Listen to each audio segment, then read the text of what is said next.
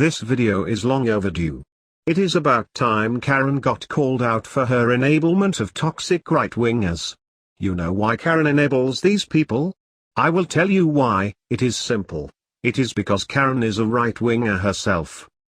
Karen's right-wing ideals and beliefs are a contradiction with her stated men's rights aims. I will try my best to prove this. Instead of doing a long preamble, I want to get started right away. I will show the first 7 minutes of a hangout Karen did with a anti-male tradcon PUer called Sasha Day Game. I will show the entire start so we can see the context of Sasha Day Game's statement at the end of the clip. We are rolling. Excellent. Okay, so you are known online as Sasha Day Game. And I first, the only reason I even know of your existence is because you created this beautiful, beautiful video rendition of Radiohead's I'm a Creep. And it actually made me cry, which is just it was just really beautiful. I'm going to put the link to the low bar, the link to the video in the low bar if people want to go and watch that. But then a couple of weeks ago, it was just in the suggestions, I stumbled across a video of yours where you're talking to a feminist about rape culture, and you interview her for quite a while, and then you gave your thoughts at the end of it by yourself. But I noticed that you said in the title of the video that you're a former pickup artist.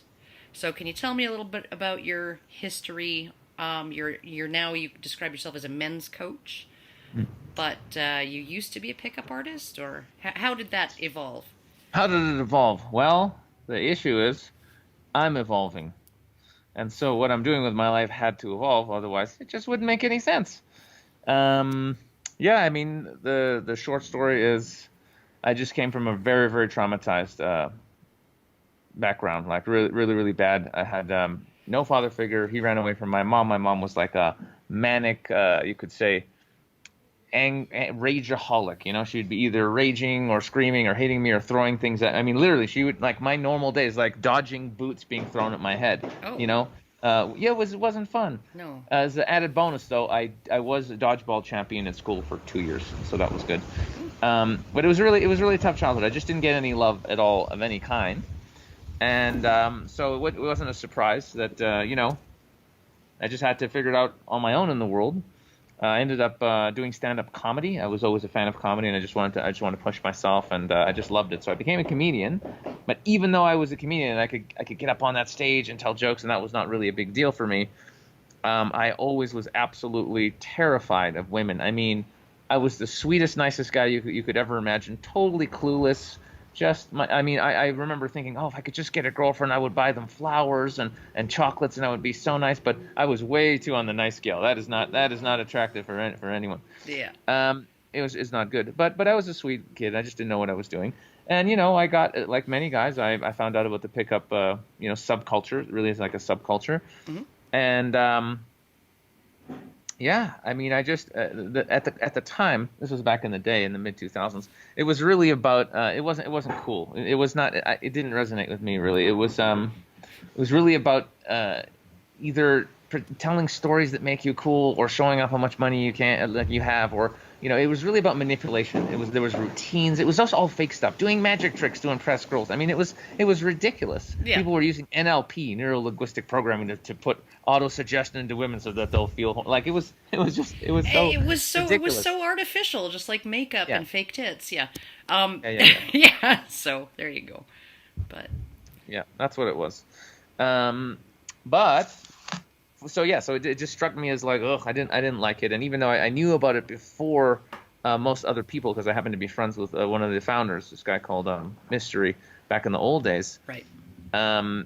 It just didn't feel right. And even though I found out about it in 1999, I really didn't do much. And then when I really decided in 2005, I was like, you know what? I'm tired of this. I'm tired of being like this guy who just is needy and can't get girls, and I'm such a nice, but what's going on here? And I decided to just figure this out. And I just became really, really obsessed at figuring out how can I go out there and connect with women. I love women. And And I decided I wasn't going to go to bars and clubs and do all this stuff because I hated all that stuff. It's so fake, loud music, and I'm wearing my fancy clothes, and let's get these girls drunk. I mean, it's borderline rape. Let's go out. And I mean, these guys are going out there looking for drunk chicks to hook up with. I mean, and you have to scream too to even be heard. How do you even get to know each other in a situation where you can't hear yourself over the So music? going to nightclubs and meeting drunk women is borderline rape? So this person used to go to nightclubs to try and pick up chicks, but when his PU dating coach managed to get him enough status to get a relationship, he now throws other men just like him under the bus. He had his fun at nightclubs, so he feels free to attack other men as borderline rapists. After all, he is too old to hang out now. Women are not getting raped when they have drunken sex, any more than men are. Karen then gives this guy's misandry a pass, because of reasons. Why is Karen talking to this PU con artist? Anyway, this PU spends the hangout saying stupid and outrageous things. Listen to it yourself if you want. I want to focus on Karen giving a speech at some libertarian conference. Let's listen to what Karen has to say. Hello, and welcome to Liberty Forum 2014. My name is Carrie DePhillips, and I am so excited to be introducing Karen Straughan. She is going to be giving a speech entitled Feminism, Socialism, and Panties. And who doesn't love that title, right? That's a few people Really? didn't love it, yeah. Yeah, quite a few. I think it's fabulous. All right, well. And at the end of the day, that's all that matters. It really is. So, Karen Straughan, also known by the nom de net, Girl Writes What, is a divorced mother of 2 sons and a daughter, and a lifelong non-feminist.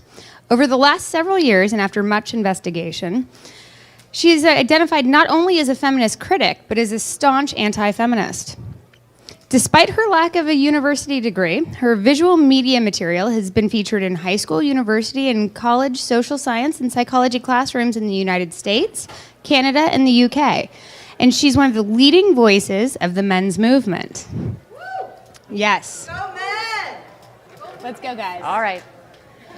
When she's not harrying feminist, she can be found doing some home renovations. Yes. Yes. Home Depot? Unfortunately, yes. Home Depot or Lowe's? Home Depot. Okay. There you go. Fist bump All for the right, Home there we Depot. She can be found doing home renovations from Home Depot, avoiding daily housework, and working a run-of-the-mill job. She has been speaking out fearlessly on gender issues since 2010, and without further ado, here she is. All right. Okay, can everyone hear me? Is my mic? Oh, stop. It's not on.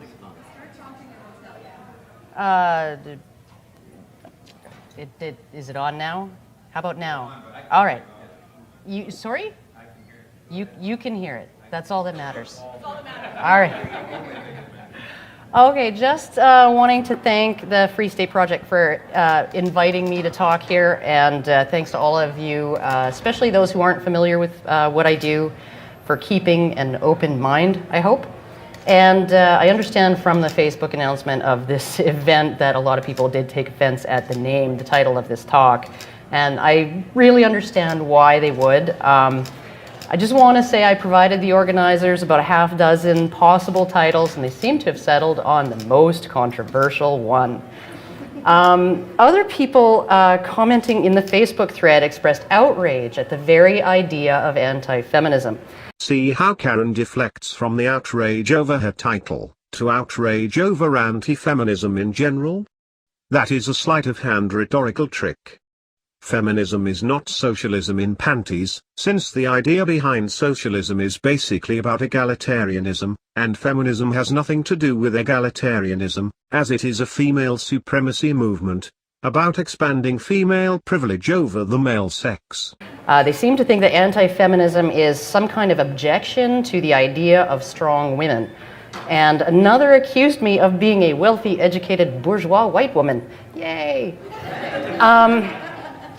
Before I start, I'm going to clear up some of those misconceptions. I am not, in fact, wealthy or even formally educated. I am working class from a solid working class background. And I'm also not opposed in any way, shape, or form to the idea of a strong woman. My grandmother kicked butt and took names in her day, at home and at a full-time job as postmistress of her town, and she would be rolling over in her grave if she thought that I believed that. So why am I an anti-feminist? First and foremost, it's because I believe feminism as an ideology, a political movement, and a branch of academia is misguided at best, dishonest at worst. Whatever the case may be, whether it's maybe some of column A and a little of column B, scholarly and political feminism has shown a consistent imperviousness to facts and empiricism. Secondly, it's because feminism's influence on law and public policy has caused a huge amount of damage to men, children, and even women, almost entirely in the service of imposing a unilateral collective blame on men for the world's problems, especially women's problems. And it's generated and exacerbated a conflict between the sexes that simply never needed to exist. Some of you might be asking, what's an anti-feminist doing speaking at a libertarian forum? What does gender politics have to do with libertarian philosophies? And the answer to that question is kind of complex. For one, gender influences everything, including the size, scope, and decisions of government. Libertarians in fact support big government when it suits them.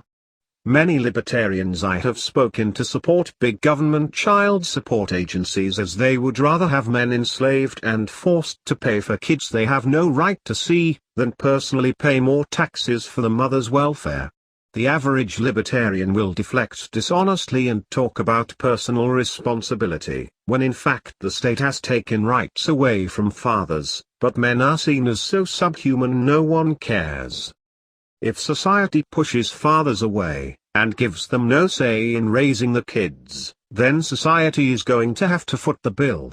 The average right-wing hypocrite doesn't care though, they just do not want to pay taxes. On the micro scale, gender affects the way men and women think, how they feel, how they process their interactions with the world, what motivates them, what influences them, what's important to them, and what incentives are going to affect their behavior and how they will be affected.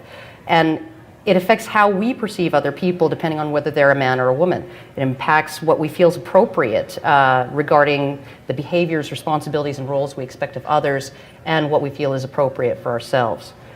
On the macro scale, gender affects the way society feels about people depending on whether they're male or female, what expectations society has on them, of them, and what obligations society is prepared to place on them. It influences whose voices are going to be trusted on what issues and in what situations, and it affects society's willingness to punish or forgive.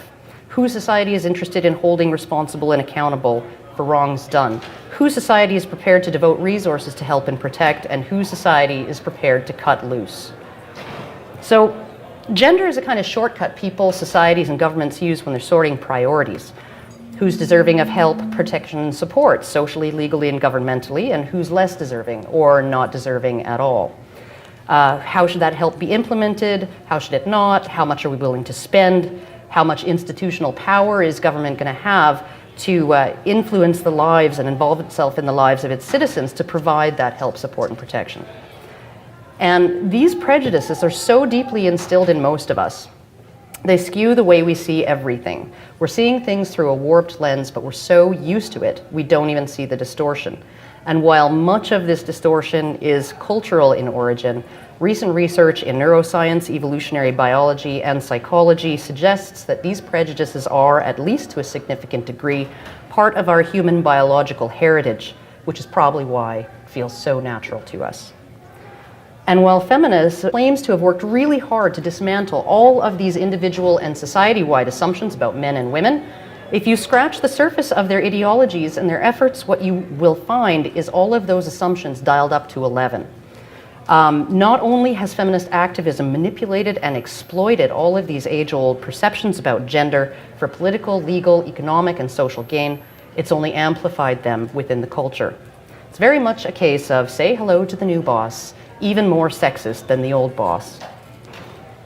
As for why I'm here hoping to convince libertarians to think about feminism from a different angle, as well as being more open-minded than most people, and even, might I say, skeptical and contrarian regarding the status quo, Libertarianism is not just about individual liberties. It's also about individual responsibilities, and more than a few libertarian-leaning people that I know have wised up on their own to feminism's habit of lobbying for ever more rights and freedoms for women while simultaneously attempting to divest women of the co-requisites, responsibility and accountability. While some self-identified feminists may indeed consider themselves libertarians, and they might even be genuinely so, the foundation of feminist thought is Marxist in nature. Marx was a mangina who wanted to pander to women. Marx's theories are not really related to feminism. This is a claim made by right-wingers who have never read Marx or studied anything about him. At most, the average right-winger has watched a PragerU video. Right-wing nutjobs want to derail and make anti-feminism about anti-left-wing politics. And just as Marxism long ago gave up on the idea of a full-bore revolution in favor of a more subtle approach called cultural Marxism. No, God! No, God, please, no! No! No! No! No, God! No, God, please, no! No! No! No! Yep, Karen is one of them. One of those right-wing nutters who actually believes in the cultural Marxism conspiracy theory. I am going to briefly point out some of the commonalities between the feminist conspiracy theory about patriarchy and the right-wing conspiracy theory about cultural Marxism. Feminists use the term patriarchy very vaguely and constantly move the goalposts so they can carry on using the term as a political weapon. When you point out to feminists that men have no legal privileges over women, and women control the family unit, feminists will move the goalposts and talk about gender roles. When you point out that gender roles are enforced via female sexual selection, and via female control of the family unit, at the very best feminists will go, patriarchy hurts men too. Even though you just debunked the very concept of patriarchy, feminists will not let go of the term. If patriarchy doesn't mean rule by fathers, then the term is meaningless. There is of course no rule by fathers in the first world. Feminists will point to certain sexist attitudes that some men allegedly hold, and call that patriarchy. Then the term means absolutely nothing. The term is just something feminists use to attack men and label them with collective guilt. The term cultural Marxist is similarly very vague. It can refer to the conspiracy theory that the Frankfurt School came up with the concept of cultural Marxism and critical theory, and unleashed it to destroy Western society. The term cultural Marxist is even more vague than the feminist term patriarchy. Right-wing idiots mindlessly repeat the claim that leftists came out with cultural Marxism after economic Marxism failed. This is just a bare assertion that has no proof to back it up whatsoever. Many right-wingers are not even aware of the conspiracy theory about the Frankfurt School, but use the term cultural Marxism when talking about leftists in general. You ask these idiots to prove that cultural Marxism exists, then they point to political correctness in the culture. This is of course goalpost moving, and I am sick of right-wingers acting like political correctness is only a left-wing phenomenon. It gets even more stupid when the right-wingers start blaming rap music and degeneracy on cultural Marxism. The use of the word degeneracy marks someone as having fascist tendencies, as that was a word fascists loved using all the time in Nazi Germany. Soon as men's rights activists start talking about cultural Marxism, you can dismiss them, because they are obviously not serious about men's rights. The fact Karen is using the term cultural Marxism seriously after doing videos debunking the feminist patriarchy conspiracy theory shows what a hypocrite she is. She should know better than to buy into a right-wing conspiracy without proof. Feminism has employed this technique to gradually colonize all institutions in our society while never ever having to lift up a single pitchfork. Since there is no such thing as cultural Marxism, it is not a technique that can be used. Also, it is women that have taken over academia, Not Marxists or cultural Marxists or leftists. It is women. It is almost like you are trying to deflect blame from women so you can pander to your right-wing audience. I'm not going to bore you with a detailed history of the marriage of feminism and Marxism. For that, I will quote feminist Catherine McKinnon. I thought right-wingers like you knew not to take feminist claims at face value. But when you can use those claims to attack leftists, suddenly you believe them. This is very convenient for you. It fits the narrative you are trying to peddle. Who said feminism, socialism, and communism are one and the same. Socialist communist government is the goal of feminism.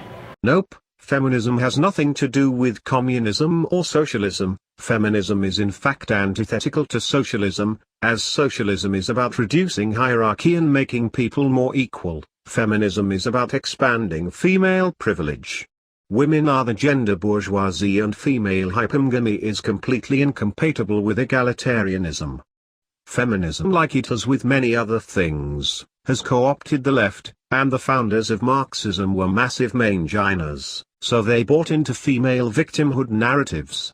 That is a commonality they share with almost every other political movement. You are making a dubious link here. I'll also refer any who are interested to a lengthy but fascinating lecture by Soviet expatriate Valdis Analuskas, who describes a courtship between Marxism and feminism that began in the mid-1800s. And I will note as well, the National Organization of Women has lobbied the Republican Party to block equal shared parenting in the past. That doesn't make feminism right-wing. I am sure many Marxists were feminists. Even if all Marxists were proven to be feminists, that still would not mean all feminists were Marxists. That the rhetoric about women's position in society expressed in the Declaration of Sentiments from Seneca Falls in the 1850s mirrored almost exactly that expressed in the writings of many communists of that era. There is one problem with this nonsense you are sprouting, Karen. The Seneca Falls Convention was chaired by a Quaker, and was mostly made up of Quakers and Methodists. Using your logic, feminism is in fact Christian, because some early feminists were Christians. I will link to the wiki article on the Seneca Falls Convention in the video description, and you can read it for yourself. The only significant difference was that it was men rather than the wealthy elites who were cast as the universal villain. It is a Marxist rhetoric of class oppression in which women are the proletariat, exploited and subjugated by their fathers, husbands, brothers, and even sons, the way workers were allegedly exploited by the bourgeoisie. Just like right-wingers who claim the government exploits them and oppresses them, right? Marx never framed the bourgeoisie as universal oppressors as far as I am aware. So I think this is a right-wing straw man. Also, the upper classes in Marx's time did oppress the lower classes. You have to be a bit batshit insane to deny this. When Marx was born, Germany was still stuck in a feudalistic stage of economic development, and in some parts of Germany peasants were not allowed to pick wood from the forests to gather it for firewood. There was still a caste system in place, in other words. Marx's class analysis is nothing like feminist gender analysis. Marx's analysis is flawed, but it is at least based on economic materialistic conditions of the society he looked at. Feminist gender analysis is just based on a fictional oppression of women that never existed. If anything, feminism is closer to right-wing anti-Semitism than anything else. Many political ideologies have an oppressor class that is to blame for everything in the world. Right-wingers tend to blame everything on left-wingers, globalists, cultural Marxists, or the Jews. This in fact a very common thing in political ideologies, so pointing to that commonality and then claiming it is Marxist is very dubious indeed. This is just dishonest right-wing derailment, and obsession with Marxism. Right-wingers are trying to use feminism as an issue to attack Marxism with. The entire conceptual model of the patriarchy is simply Marxism repurposed and applied to the relationship between the sexes. Men Nope. This is a bare assertion. I will dismiss it out of hand then. Collectively as a class oppress women collectively as a class. The intellectual backlash against feminism that began within the Marxist community around the turn of the 20th century with E. Belfort Bax and Robert Briffault, whose observations and grievances regarding feminism are still relevant and applicable today, was quashed through intimidation. So feminism is Marxism, yet there were Marxists who pushed back against feminism. I think you just managed to contradict yourself there, Karen. Censorship, and the skillful use of emotionally charged propaganda. Bax himself seemed bemused by the power of women within Marxism to convince people that up was actually down. For instance, that women were more harshly treated by the criminal justice system when all available empirical data demonstrated the exact opposite. Then again, humans have always been more emotionally reactive to harms, injuries, injustices, complaints, and perils affecting women, more likely to see women as nurturing, benign, kind, well-meaning, and deserving of protection. We have always been more likely to see men as strong, sturdy, capable of self-sufficiency, potent, and potentially threatening. If this is the case, why the fuck are you bringing Marxism into this? If people are inclined to feel protective of women, and dismiss the suffering of men, Marxism is not needed to explain why feminism has gotten so powerful. In fact, feminism is the most powerful in the least Marxist of Western societies. In societies with almost zero Marxism, female supremacy reigns. And these perceptions inform our reactions when men suffer harms, injuries, injustices, and dangers, and when they dare to complain about them. Because of these near universal perceptions of gender, when feminists pointed up at the top of society and showed us mostly men, we did not bother to direct our attention down to the bottom of society and see the mostly men there as well. We all saw a glass ceiling, but not a glass cellar, and that allowed feminists to convince us that all aspects of society, the formalized and the informal, were male-dominated, male-controlled, and that women as a class were essentially powerless and subjugated under this system. We were told that men in power acted primarily for the benefit of men, and that women were treated as second-class citizens rather than different citizens. We were told about the harms men do and the harms women endure, and accepted half the tale as the entire story. By the 1960s, when communist thought had become confined to a small pocket of what the mainstream mostly thought of as misguided weirdos, feminist thought slapped together from the exact same bricks and mortar. Another bare assertion from you again. I am not taking your word for this. You are a dishonest right-wing shill. Feminism is not from the bricks and mortar of Marxism, since feminism exists completely independently to Marxism. Feminism is far more powerful than Marxism, and has far more influence in society. Became not only fashionable, but had spawned its own branches of academia, and, sponsored and unwittingly enabled by governments, democratic governments across the West. Most of the model scholarly feminists developed and expanded on, the patriarchy and its sub-theories, are little more than post hoc rationalizations based on emotional reasoning, seriously questionable data gathering, and outright falsehoods, but easily swallowed by the well-meaning public because of the evidence that stands out most starkly to us, given our natural evolved views of gender. But consider Theodore Roosevelt's 1904 campaign to revive the whipping post as a punishment specifically for men who beat their wives. I just did a quick Google search on Theodore Roosevelt. I found out he was a member of the Communist Party. Oh, that is sarcasm, by the way. Theodore Roosevelt was in fact a member of the Republican Party. You know, that raging left-wing Communist Front organization. He claimed that such men were repugnant to any right-thinking person, and 30 lashes would not cause hunger or want to a woman the way imprisoning or fining the husband would. Contrast that with what feminists of the second wave told us about domestic violence against women being considered socially acceptable until they came along to show us all the light. Contrast it again with the axiomatic assumption required to consider the patriarchy a valid model, that men in power will act primarily for men's benefit to the detriment of women. Still, a lot of people believed their claims. Under second wave feminism, family was reinterpreted as an institution based on exploitation.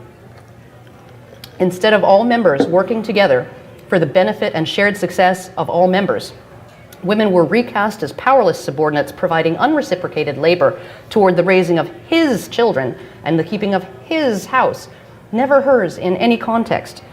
Labor that freed him to pursue economic and social power outside the home. It didn't matter that most men throughout history had little more access to economic and social power than most women, or that what power men achieved they were expected to share equitably with their families. Feminists were too busy pointing upwards at the congressmen, bank managers, and CEOs and crying injustice to show us the taxi drivers, garbage men, plumbers, loggers, fishermen, miners, construction workers, factory laborers, field workers, roughnecks, and janitors. They envied the power of history's generals and statesmen, but spared little thought for history's thousands of young foot soldiers dead in trenches. They were jealous of the self-determination that made an industrialist rich beyond dreaming, but when that same self-determination produced a different outcome for history's mostly male population of tramps, beggars, and hobos, that was invisible to them. Rich men acquire status to give to women, to pander to them, to bribe them. Why don't you mention that, Karen? They focused obsessively on the men above who dominated the top 1% of society and didn't even notice the men in the bottom 30. The 23-cent average apples to oranges annual wage gap is still in their minds the height of sexist injustice, but the greater than 93% workplace death gap? Meh, who cares? Karen, the wage gap is false. There is no wage gap. There is only a money earned gap due to women working less hours. Why are you giving into the feminist frame of reference? Traditional ways of providing for and protecting women that were absolutely necessary in the pre-industrial past were reinterpreted by feminism as male oppressors keeping women down all through history for men's benefit. Domestic violence, a social problem that has always been gender symmetrical, became synonymous with violence against women. A husband's historical right to conjugal relations with his wife was redefined as marital rape, while a wife's historical identical right, one that for centuries, if denied, was legal grounds for divorce and could even get a man excommunicated from his church, that part of history was quietly erased from modern scholarship. And as an interesting side note, a few years ago, a man in France was ordered by a judge to pay his ex-wife over $10,000 in punitive damages because he didn't give her enough sex during their marriage. Can any of you imagine the media outcry had a man even attempted to sue his ex-wife for not putting out enough for his liking while they were married? Can you imagine the code-red, apoplectic, spittle-flecked level of moral outrage that would have accompanied a verdict in his favor?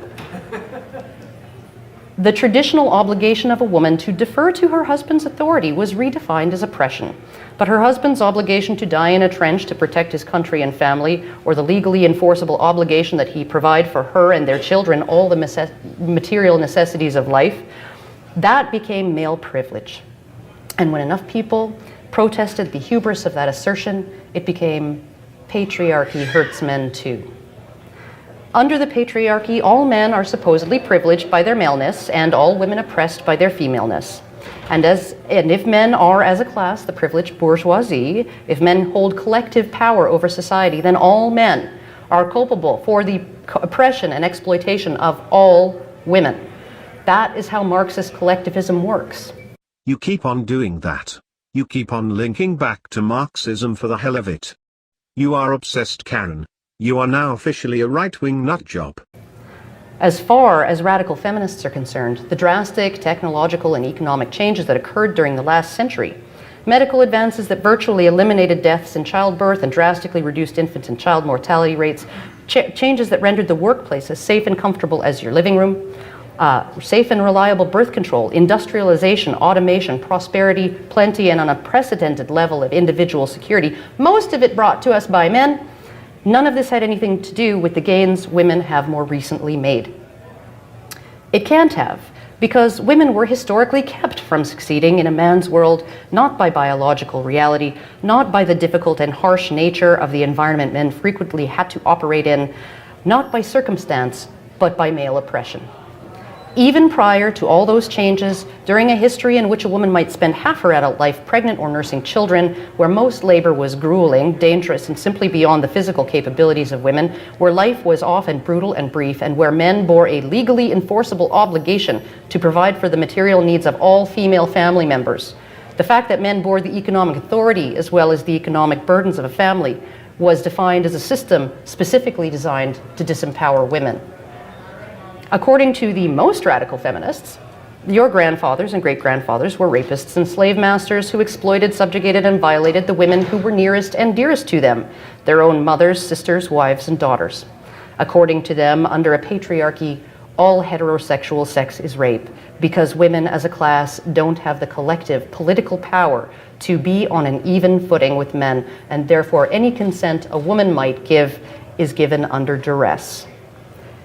Using the model of patriarchy, every atrocity ever committed throughout all of history can be laid at the door of normalized masculinity. But every male-generated advance, calculus, alternating current, the telegraph, the transistor, radio, penicillin, the number system, hydroelectricity, microwaves, fiberglass, the theory of relativity, the periodic table, trigonometry, insulin, canned foods, vaccines, fire retardants, Teflon, wireless communications, the microchip, the birth control pill, and even tampons, is a result of men intentionally holding women back, keeping women down, refusing to allow women to achieve, and hogging all the power and the glory. You see how all that works. All the great evils of history, admittedly committed mostly by men, are evidence of men's oppressive natures. What the fuck? Most of the evils throughout history are admittedly committed by men? I am sorry I call bullshit on this, Karen. Most child abuse and child murder has been done by women. Men who do evil deeds to gain power and status, do so to gain female approval. It takes a pretty shitty men's rights activist to claim that men commit most of the evil. It is not balanced out by groveling and pointing to male utility either. And all the great advances of civilization, because they were almost exclusively generated by men, are equally evidence of men's oppressive natures. Even the exceptional and wonderful things men have achieved and continue to achieve that have benefited all of us are not evidence that men embody anything good. In fact, they demonstrate the opposite, that women would have achieved such things if only men had not enslaved and oppressed them. This is what they believe. If it isn't, they're suffering from some serious cognitive dissonance, because the belief that the patriarchy exists as an unjust top-down system of gender enforcement that oppresses women and privileges men kind of requires it. And patriarchy is the foundation of ideological feminism. I have even come across feminists who claim that women's experience through history is identical to the experience of blacks under slavery. But consider this. If women were truly oppressed by the patriarchy, would they have been spared the most onerous and dangerous tasks simply because they were less physically capable? Or would men have simply assigned more women to do them? If women were truly oppressed by the patriarchy, would said patriarchy have written provisions into its slave codes that provided protections and exemptions for female slaves that did not exist for male ones? I'm 100% sure that enforcement of those codes and provisions kind of left a lot to be desired, but it at least reflected a social consensus that women specifically should not have to suffer abuse. Does anyone here think that women who were a tiny minority, 0.1% among the 10 million military personnel who died during World War I, derived no benefit from the traditional system? Heck, one of the few ways a man could avoid conscription was to be married. Simply put, a man could avoid mandatory military service if his wife would be inconvenienced by it. And yet this system existed to benefit men at the expense of women, a system of top-down oppression, according to many feminists, that is no different from the experience of blacks under slavery. I would just like to point out that your lecture is called Feminism, Socialism in Panties. You are not exactly living up to the name of your lecture. Just a few dubious claims linking feminism to Marxism is not going to cut it, Karen. If one does perceive the history of gender relations as being remotely like that, it's perfectly understandable that a feminist like Robin Morgan, former editor of Ms. Magazine, would claim Man-hating is an honorable and viable political act. The oppressed have a right to class hatred against the class that is oppressing them. Yet as simple and childish and absurd as this model is, it wasn't long before it had become firmly entrenched in academia, in the humanities and the arts, in sociology, anthropology, political science, the law, psychology, history, women's studies, and gender studies. The very faculties and programs associated with education, social work, journalism, criminal and family law, and governance. The very branches of society most able to influence public opinion and perception and government policy. And because of all those things I was talking about at the very start of this presentation, public perception was vulnerable to the half-truths presented to it disguised as the entire picture. And the really awesome thing about this model is that as long as enough people believe it, even just a little, as long as enough people can be convinced to see men as the bourgeoisie who have always unjustly benefited from their exploitation of women, and women as the proletariat who have always been forced to toil and slave without benefit under the boot heel of those privileged men, you can justify anything. Women are the gender bourgeoisie. They are a privileged leisure caste of extra humans. Women control 80% of the consumer spending, yet men do 70% of the work. So trying to frame feminism as socialism is just false. If anything, feminism is capitalism in panties. The places with the worst feminist movements are the places with the most developed capitalist economies. It becomes acceptable, justifiable, and appropriate for women to expropriate men's undeserved and unearned power, wealth, and privilege by any means necessary, including state coercion. And this attitude is not just confined to family law, domestic violence law, and sexual assault law, the primary areas where men's interests will come into conflict with women's, and where feminist lobbyists in the state have been quietly at work eroding due process protections and equal treatment under the law, and building bloated and ravenous mechanisms that suck up dollars and power while curtailing civil liberties. It's everywhere. It informs economic and employment policy, health spending, education policy, criminal law, the whole shebang. Think about the life of Julia. I'm sure you guys must be familiar with it. One of Obama's most naked and blatant appeals to young single women. Julia has no father and no husband. She needs neither. The state will take care of her needs from birth to death and will support her when she decides to have a child of her own, a child that in Obama's narrative is also fatherless.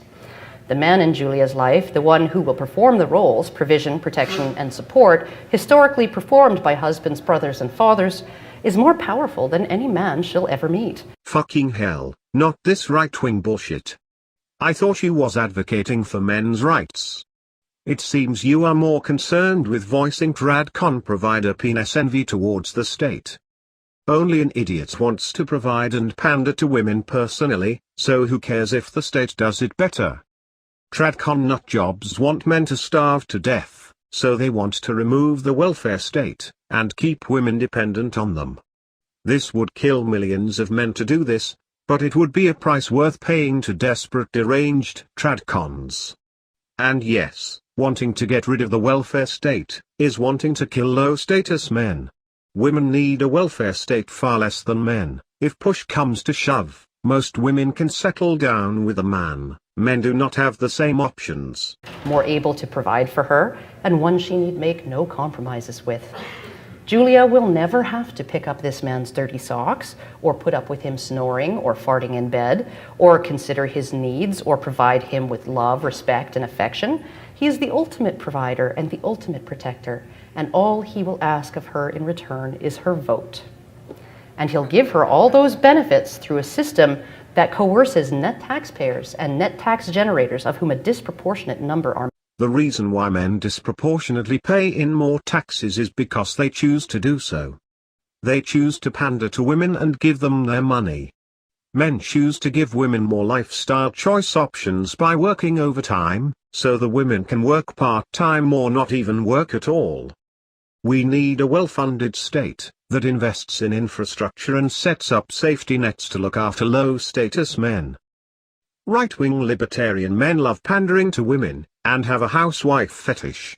Also, these shameless fuckers get tax breaks for getting married, and support a lazy stay-at-home parasite.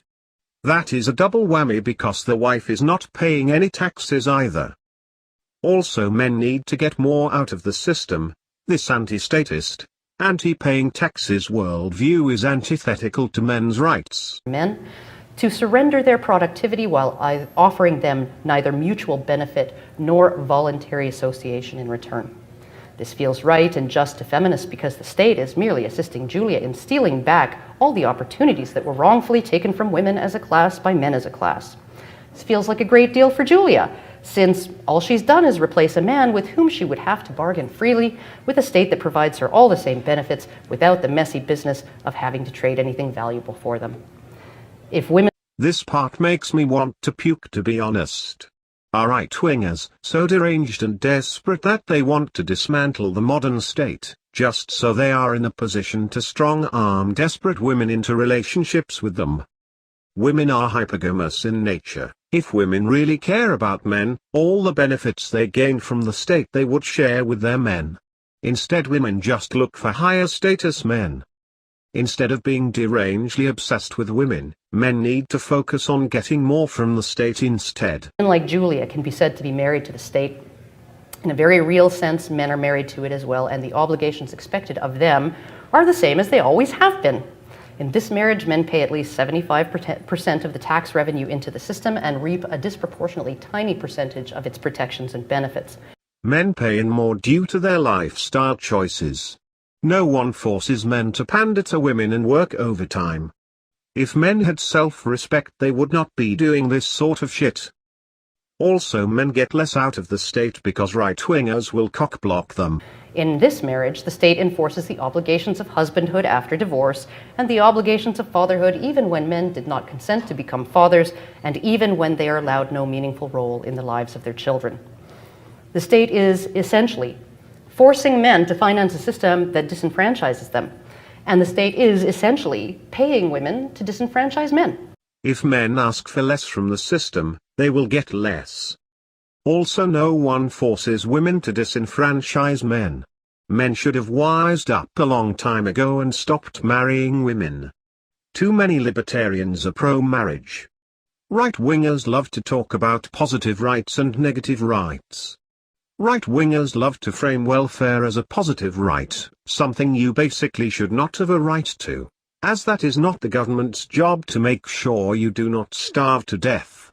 Yet somehow these right-wing nutjobs do not apply the same standards to marriage. A negative right is a right not to be subjected to an action of another person or group. Marriage does not fall under this. Marriage is clearly a positive right, and in fact marriage infringes on the choices of others. The tax break married couples gets means singles have to pay more taxes to make up for the shortfall. Also, in many countries married people get subsidies, that means single people have to pay even more taxes towards them. These right-wing fucks want to frame things like food stamps for the poor, as the state holding a gun against their head, yet will shamelessly pocket a marriage subsidy in a heartbeat. Social responsibility is enforced on men through the penalty of imprisonment, while for women, social irresponsibility means a check in the mail every month. A lot of people have wondered out loud why there aren't more female libertarians. If there's a reason, it lies in a lack of incentive. Big government costs the vast majority of men their wealth, their civil liberties, their autonomy, sometimes their freedom. But for many women, big government represents an insurance policy and a perpetual subsidy of their personal choices, good or bad. There would be no wealth without big government. Without government investment, most technology that we use would simply not exist. There is this delusional idea shared by many right-wingers, that the government is somehow blocking them from becoming successful entrepreneurs. The wealth men are able to acquire is mostly due to the government existing.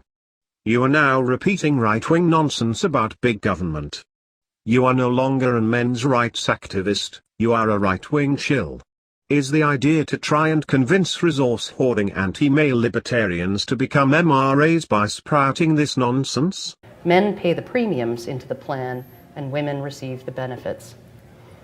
What used to be a voluntarily accepted obligation on the part of men, one which provided them with reciprocal benefits. Bribing a woman to be with you is a reciprocal benefit. Only to someone who is desperate and lacking self-respect.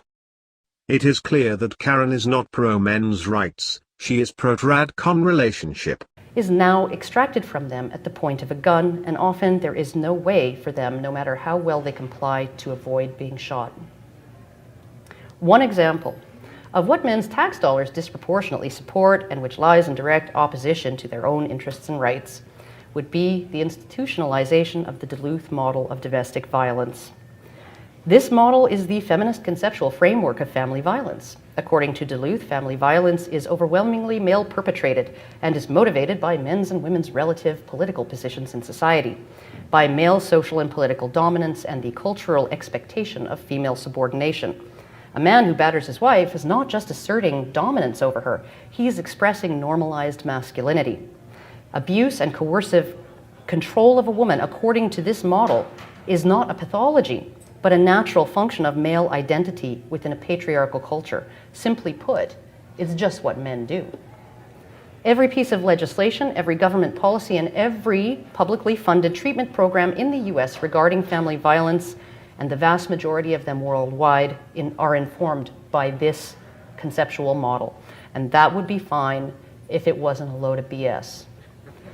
As hundreds of studies and surveys from the most modern Western democracies to countries like Jordan and Namibia demonstrate, in at least half of cases, partner violence is reciprocal.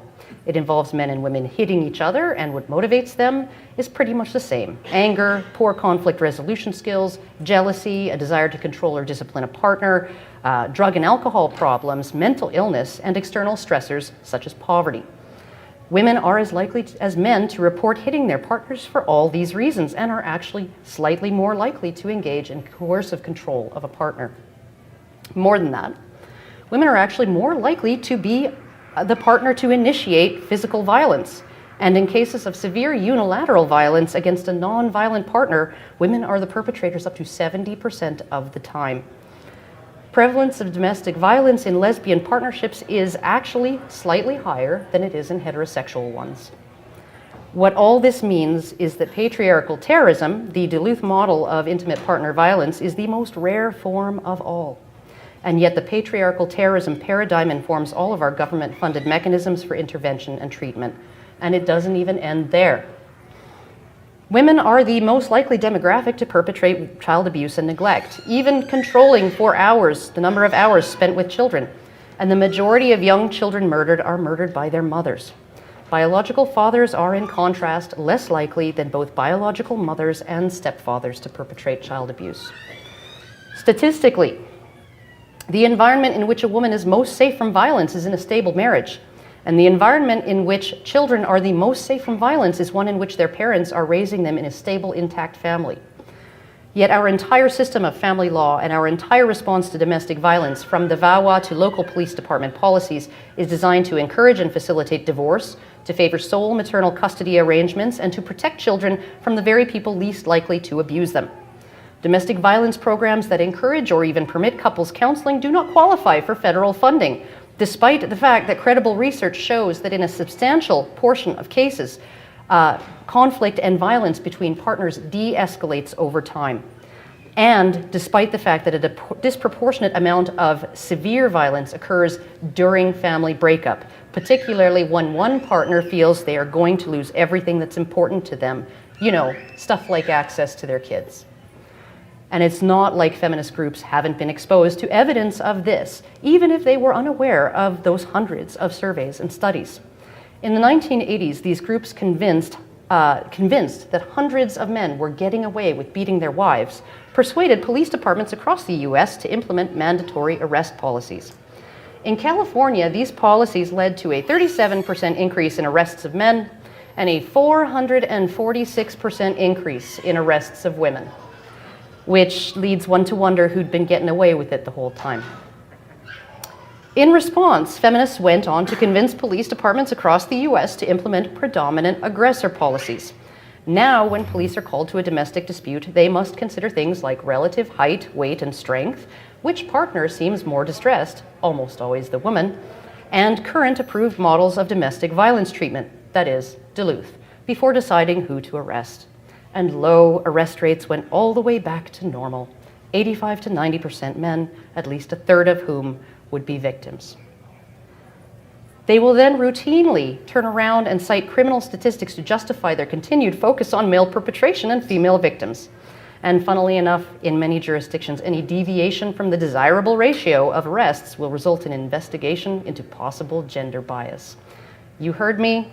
If a given jurisdiction shows arrests of women exceed 20% of all arrests, they are vulnerable to official accusations of sexism. You make some good points here, Karen. The only problem is that this is nothing to do with socialism. Do you even know what the word means? Here is a clue. It doesn't mean female favoritism. Also, right-wingers support all the stuff you are talking about too. Right-wing white knights often brag about kicking the ass of men who beat women. The average right-winger will scoff at men needing shelters for domestic violence, and will justify police arresting only men with men are more violent. Divorce lawyers have called all of this part of the gamesmanship of divorce, a method by which a spouse, most often the wife, can secure automatic custody of both the children and the marital home and leave an ex-partner scrambling to defend himself, often without access to necessary documents or even a change of clothes.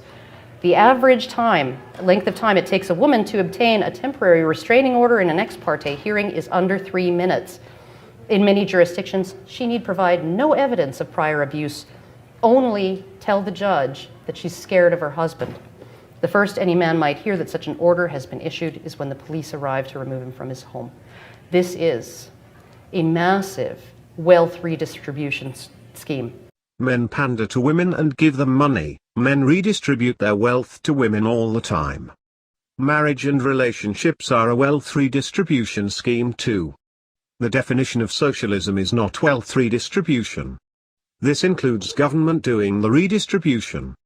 The average right-wing loser supports how divorce plays out for men anyway, as women are not meant to work, and only loser males get divorced, and men would avoid getting divorced if they choose the right woman, or manned up and kept his woman happy. Who did the National Organization of Women lobby to block shared parenting and alimony reform? Was it the Communist Party? Was it the Jews? Was it aliens from Planet X? No. It was the Republican Party. I suppose the Republican Party is a communist front, right? Right? This is funneling money into the courts, it's funneling money up into the government, it's funneling money away from families, right? A divorce never resulted in financial benefit for any family member, ever. This is right-wing lies. They are trying to frame women as victims of divorce. There are plenty of times when women have profited from divorce. Divorce is really profitable if the woman is able to discard her ex quickly, and able to find a new one to support her. Also, women who frivolously divorce do not give a shit about their families, they only care about their social dominance, and the cash out they get. Okay. Is it any wonder that in the immediate wake of a family breakup, men are 10 to 11 times more likely to commit suicide than women are? These are some of the influences of politicized ideological feminism in the areas of domestic violence and family law. And while society has always placed a greater priority on protecting women than men from violence and abuse, feminists have managed to rewrite a lot of history and manipulate our instinctive perception of the sexes in order to justify ever more intrusive government mechanisms that protect women from even their own criminal behavior and curtail the rights and civil liberties of men who find themselves at the mercy of the system after having done nothing wrong. Over the last 40 years, a growing number of researchers have challenged feminism's theory of gender conflict and the conceptual framework of Duluth. According to Dr. Murray Straughan, former president of the Society for the Study of Social Problems and a respected family violence researcher, quote, "I suggest that one of the explanations for denying the evidence on gender symmetry is to defend feminism in general," end quote. He elaborates further. The removal of patriarchy as the main cause of partner violence weakens a dramatic example of the harmful effects of patriarchy. In other words, feminists have been using partner violence as a primary evidentiary pillar and to validate and augment their class conflict model of the patriarchy. Evidence that women abuse men as often as men abuse women, and for all the same reasons, significantly weakens this argument and throws their entire worldview into question. Researchers like Strauss have been subjected to blacklisting, career sabotage, intimidation, professional shunning, and even death and bomb threats. Family violence researcher Suzanne Steinmetz had a bomb threat called into her daughter's wedding and was subject to a letter-writing campaign aimed at denying her promotion and tenure at the University of Delaware. Strauss himself has been publicly slandered with accusations of beating his wife and had the first few rows of the audience of his presidential address get up and walk out when he began his speech, which wasn't even about partner violence. It was about the damages of spanking your children. Erin Pitsey, the woman who established the world's first battered women's refuge in the UK, lived for years under police protection due to threats against herself, her children, and her grandchildren, and finally fled the UK after her family dog was shot and after the police had ordered her to have all her mail redirected to the bomb unit. All for daring to say that women are as violent as men in their relationships and that partner abuse is not a natural function of masculine identity within any culture, patriarchal or otherwise, but a gender-neutral social problem primarily caused by experiencing or witnessing abuse during childhood. To prove women are not violent, feminists have engaged in campaigns of intimidation, violence, and threats. And they see no irony in any of that. The fiscal, social, and human costs of these policies are staggering. We treat every domestic violence accusation, indeed even the hint that a woman is afraid of her partner, with a better safe than sorry strategy that engages multiple bureaucracies.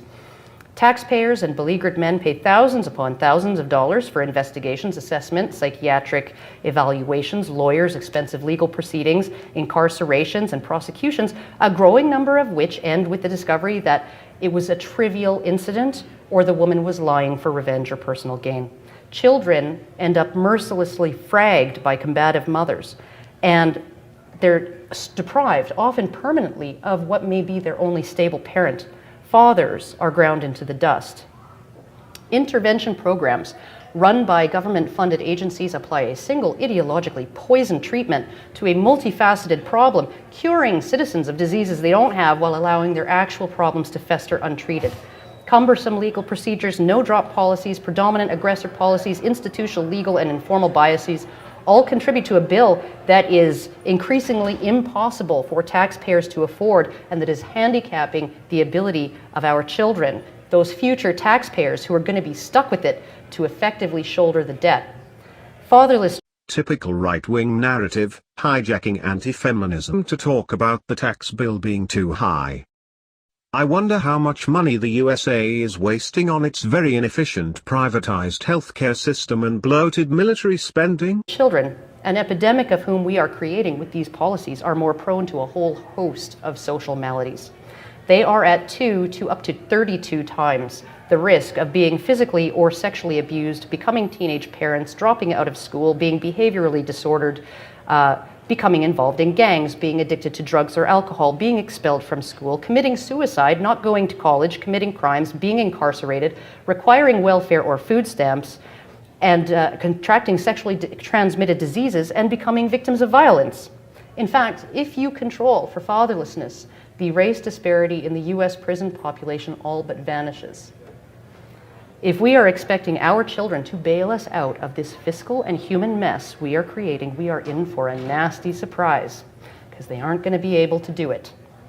This is a problem of snowballing costs that will only worsen with each generation as governments get more bloated and top-heavy. Blah blah, fucking blah. Small government blah blah blah. Big government evil, blah blah blah. Karen is trying to pander to these libertarians. To implement all of them and enforce all of them, while simultaneously crippling the ability of future generations to support it. It is a system where we examine the reading scores of 8-year-old boys, not to determine how best to help boys stop falling behind in education, but to determine how many prisons we're going to need in 30 years. Okay? It is a system wherein a man who is laid off and temporarily unable to pay his child support is systematically stripped of his driver's license, his professional licenses, and then thrown in debtor's prison to the tune of $60,000 of taxpayer money every year, saddled with a criminal record that renders him permanently unable to pay his child support. You know, we are literally metaphorically chopping his arms off and then telling him to shovel for all he's worth or he's going to be sorry. The right-wing record on child support is awful. Most right-wingers support child support. Many right-wingers were against Obama's reform limiting the amount of backdated child support people in prison owed. Right-wingers waffled on about criminals getting to dodge their responsibilities. Only a shameless scumbag would dare bang on about responsibilities in regards to child support. Fathers have no rights, so therefore they should not pay. The state should pay for the children, and the choices of mothers that they enable. Women control the family unit, fathers do not owe mothers anything at all. Of course right-wing fuckers want to keep their tax bill down and so they have no problem enslaving fathers. There is no principle behind right-wing politics except resentment and greed. And behind all of this, you will find radical feminist lobbyists, pushing for further reforms for women to undo millennia of oppression of women that never actually existed the way they think it did, and regardless of the collateral damage to other members of society, including their own children. They do this in the name of liberating women from the oppression of their historical and reciprocal dependence on men, by constructing enormous government bureaucracies ever growing in power and scope, funded disproportionately by men, and upon which women in general have become just as dependent as they ever were on any man. All for the purpose of ending oppression. Because as I know you guys all believe, no government anywhere ever oppressed anybody. And we know only the government ever oppresses people. Non-state actors have never oppressed anyone whatsoever, right? Jonestown was supposed to be a paradise in the South American jungle. It was anything but. The saddest part about this tragedy is that good, decent people died who were well-intentioned. The story begins in America during the 1970s when Jim Jones created a religious movement called People's Temple. The charismatic minister fought for civil rights and had a multiracial family. It was the original Rainbow family, including his adopted son, Jim Jones Jr. Did his message at the time resonate with you? Yes, yes, yes. No isms, no sexism, racism. But in the new book, The Road to Jonestown, author Jeff Gwynne details how Jones started to change. He's convinced himself that he is some sort of superhuman martyr. Jones persuaded nearly 1,000 followers to move to a remote jungle in Guyana. The concept was to build a new world. A socialist utopia. Jonestown was described as this paradise, and it was not. Former member Leslie Wagner Wilson says followers were overworked and underfed. And then as time wore on, I realized that there was no future in Jonestown. Jim became increasingly paranoid. Jones was obsessed with revolutionary suicide. He felt followers should be prepared to die for their cause, even having them drink fruit punch he claimed was poison. Only after most of the people drank the liquid did he tell them, it's not poison, I was just testing you. In November 1978, a concerned Congressman, Leo Ryan, flew to Guyana to investigate, accompanied by NBC News. While some followers praised Jonestown, others wanted out. What is your wish today?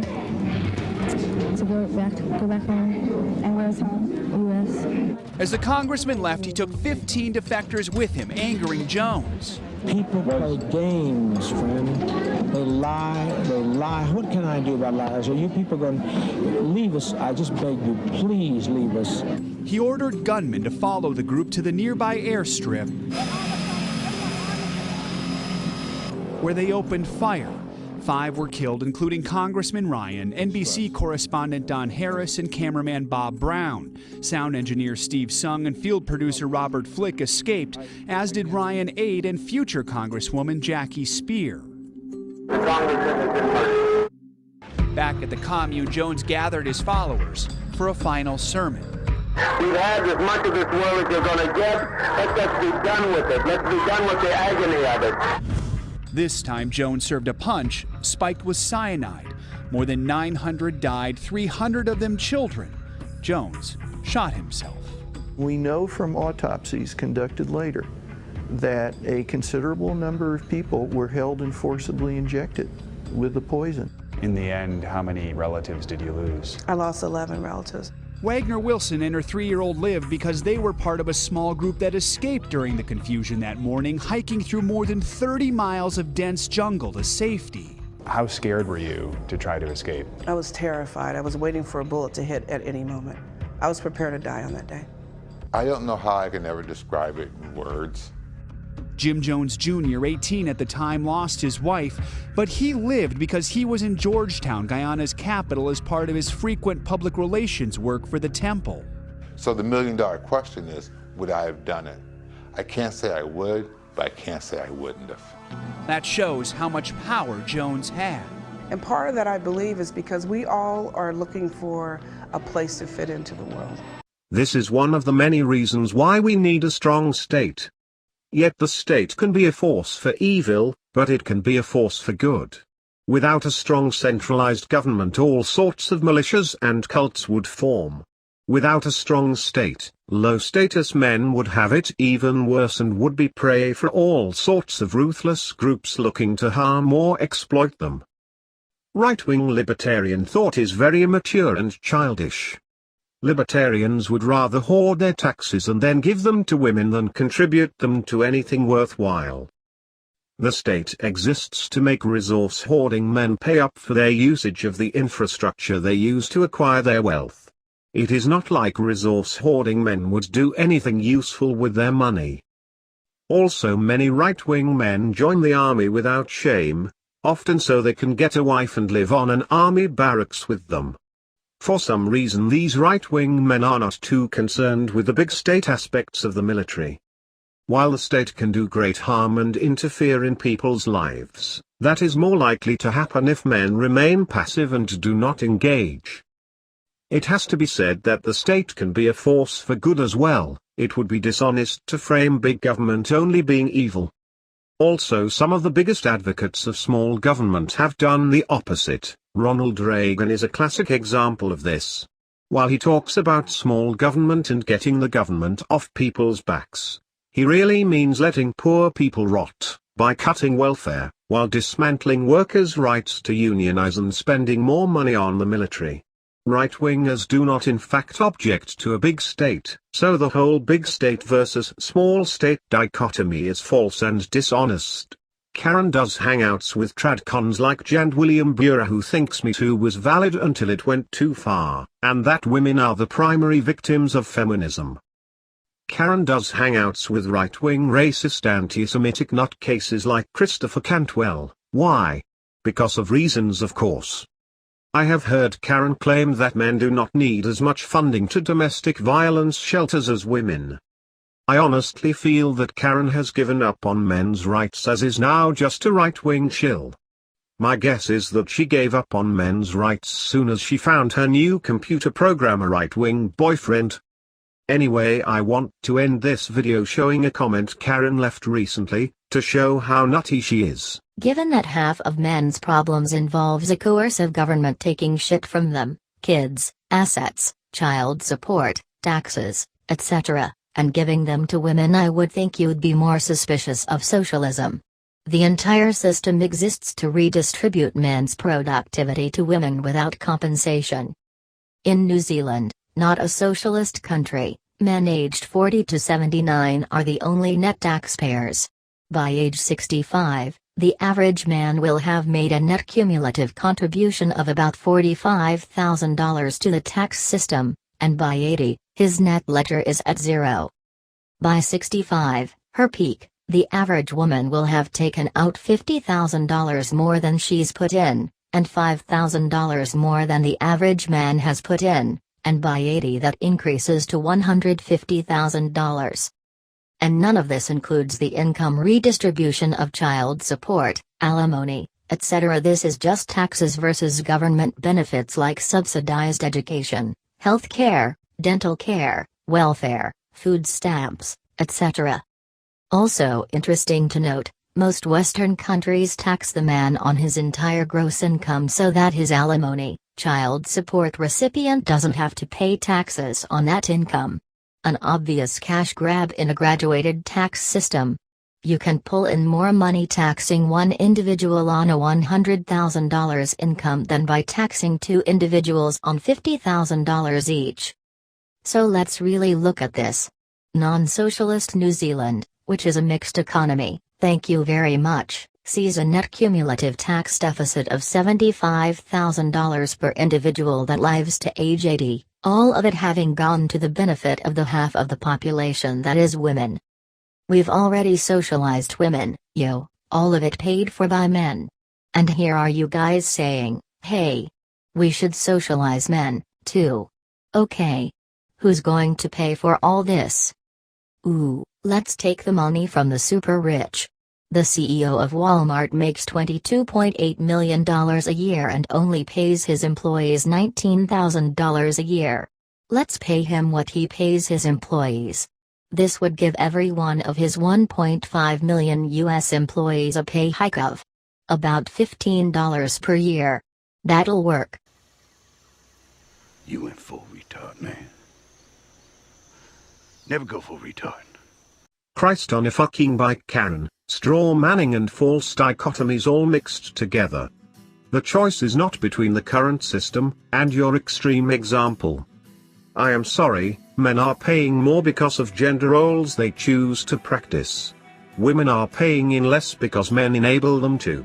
I know I have said this already in this video, but this is a point that needs emphasizing.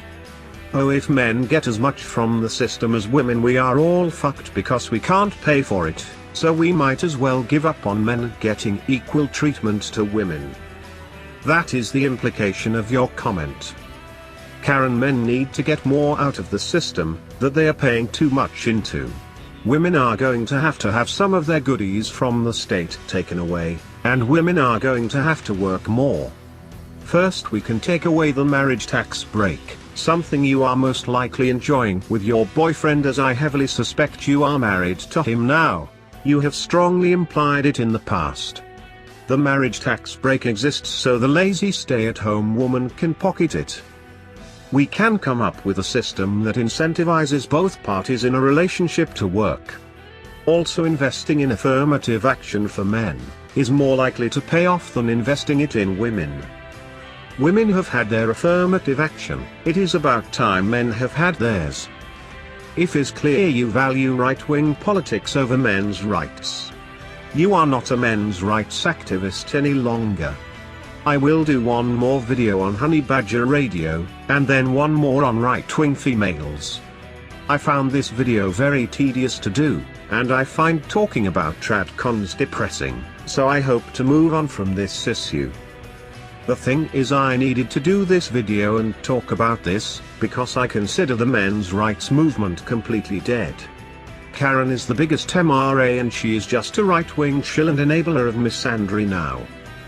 If I covered all her hangouts she did with right-wing nutjobs, this video would be like 6 hours long at least. Rest in pieces, men's rights movement. Hopefully something useful and pro-male will raise from your grave one of these days.